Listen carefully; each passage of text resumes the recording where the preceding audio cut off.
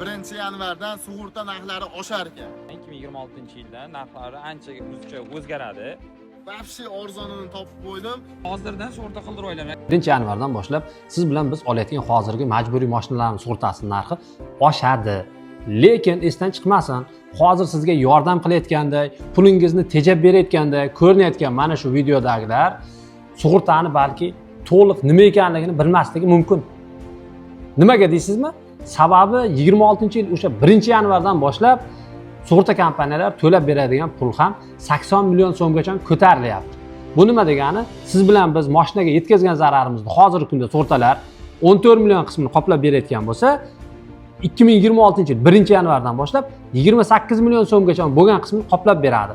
Misol tariqasida 30 million so'm kimgadir, sizmi, menmi, mashinamizni oldida risk to'xtagani uchun borib orqasidan urib zarar bersak, o'sha zararni 28 millionni sug'urta to'laydi, 2 millionni biz to'laymiz. Hozirgi mana bu akalarning aytganini qilib 14 million so'mlik qoplanadigan sug'urtani arzoniga olsak nima bo'ladi?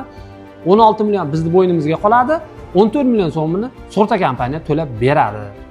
O'ylab ko'ring, sizga 200 ming so'm tejaydi, 100 ming tejaydi deb o'ylayotgan odamlar haqiqatda sug'urta hodisa bo'lgandan keyin necha so'm sizga zarar berayotganligini tushunmayotgan bo'lishi mumkin.